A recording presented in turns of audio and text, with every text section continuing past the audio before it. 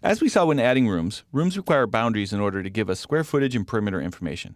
Without the boundaries, the room would report as unbounded. Many elements in Revit can be room bounding by default. This includes walls and floors and ceilings and even columns. However, when appropriate, and if our design calls for it, we can actually turn off the room bounding feature in certain circumstances. We also have room separators that stand in for room bounding elements in those situations where we don't actually have any geometry to separate two rooms. So in this movie, I'd like to discuss the room bounding feature in a little bit more detail and look at some scenarios when we might want to manage which objects are room bounding. So I'm in a file called room bounding, and I've got all of my rooms placed in here, and I'm going to zoom in on this bedroom here in the corner. And I'm going to move my mouse around, and as we talked about, you're looking for this little X that goes through the room here. And when I find that, I'm going to select that bedroom, and you'll see over on the properties palette that it's currently about 150 square feet. As you can see, the bedroom currently flows around this closet over here. Now, what if I wanted the bedroom to contain the area of the closet? In other words, I didn't want to treat the closet as a separate space.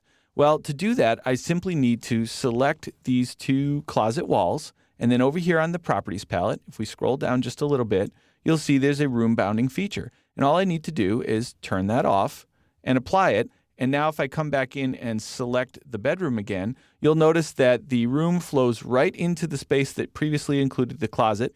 And if you look at my properties palette, I now have just shy of 172 square feet. So those two walls are no longer room bounding, and they're no longer defining where the room ends. So let's look at another example. So let me do ZP for zoom previous, and then I'll zoom in again on this top portion of the plan right here. And what you want to be careful of is that you don't inadvertently turn off room bounding in a situation where it would cause problems. So for example here, perhaps you wanted this wall right here to not be room bounding so that the area from either the linen closet or the master bathroom would include this small shaft space. Well, the trouble is, because that wall is actually shared by both spaces, if I turn off the room bounding there, it's going to generate a warning in Revit. And what it's telling me is, if we read the warning, is that I've got two rooms now that are actually right on top of one another. Now I'm going to click OK to accept that warning. And I'm going to move my mouse around here and find the master bathroom. And you'll see that it flows right into the linen space and into the shaft. And then if I cancel out of there and find the linen space, and in this one I'll have to use my tab key to find it, you'll see that it's exactly the same shape. So I now have these two rooms that are sitting right on top of one another. Now, we're going to talk about schedules in a future movie, but I have a room schedule already in this file, and this will help us to understand what's going on right here. So I'm going to double-click this room schedule on the project browser. It's going to open up. Then I'm going to drop it down using the icon here in the corner, and let's just resize it a little bit, and then take my floor plan here and pull that up just so that we can kind of see the schedule and the area in question here at the same time. Now, what you'll notice here is that the linen closet is listed here, room number 15, and here is our master bathroom up here, room number 2. And if I select these in the schedule, they actually highlight on screen in the floor plan as well. So there's room number 2, master bath, and here's the linen closet. Notice the linen closet is listed as a redundant room. Revit is giving us a warning or giving us a clue that we actually have two rooms in the same spot right there, and it's showing us here on the schedule. So the schedule can be a really handy tool for us to figure that out. Now, you may be tempted to say, well, then the solution is to just simply eliminate one of these redundant rooms. Here in the floor plan, I've got the linen closet still selected, and what happens if I just delete it? Well, upon deleting it, I get yet another warning from Revit. It tells me that the room was deleted from the model, but it still remains in the project. Now, let's take a look at how that looks over here in the schedule. If you look at the schedule, you'll see that room 15 linen closet is still here, but now it's listed as not placed.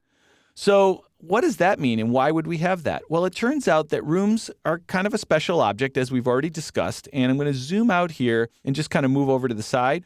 Let's say that I had some walls over here, and I'm just going to draw a little, and I'm going to separate it like so. Okay? So I've got these two spaces here, and let me just zoom in just a touch.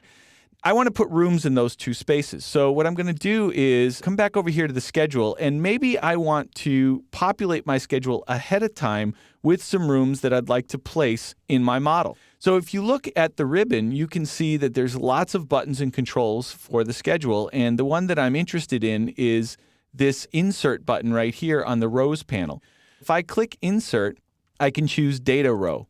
And what you'll see is that I get room 17, and it's just sort of generically called room here. So let me just call this test room so that we know where it is. Notice it's not placed, and I'm going to put in a comment here saying this, is only a test.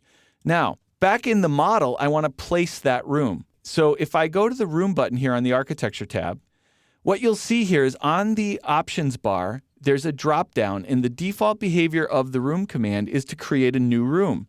But if you open up that drop down, you're going to see the 2 rooms that are not currently placed in my model are listed there on this small list. And so I can choose the linen closet, I can place that right there, and I can choose the test room, and I can place it right here. So what we're really seeing here is that rooms are actually just containers that hold data. So one way that you can work with rooms in a Revit project is to go into a schedule ahead of time, create a bunch of rooms that are not placed yet in the model, populate them with data like this test room. So if I select my test room and we look over here at the properties palette, you can see that comment that I previously input is already assigned to that room. This is only a test because that room existed already in the schedule. When I look back at the schedule, notice that the square footage is now filled in because we've actually placed that room.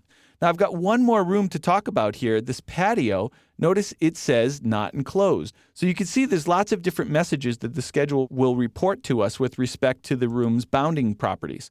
So I'm going to zoom over here, or pan rather, over here to that location. And what you see is the patio is just sort of floating there out in space. Now, if all I care about is a room tag, then this might be appropriate. But if I actually want to calculate the square footage of the patio, then what I need to do is enclose this patio space. Now, again, I don't want to build walls out here in order to do that. But if you recall from a previous movie, all I need to do is use room separators. Now, room separators are just model lines that are room bounding. So that's just another way to think about them. So I'm just going to trace this patio shape right here.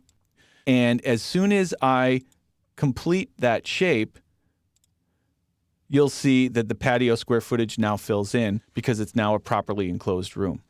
So room bounding is an important property of the room objects. And if a room is completely enclosed on all sides, either using room bounding geometry like walls and floors and columns, or just room separators, you will get a proper square footage reported. The schedule can be a really important tool to help you as well because it will flag things like redundant rooms or non-enclosed rooms. So you have a lot of tools at your disposal to help you determine whether or not your rooms are properly enclosed.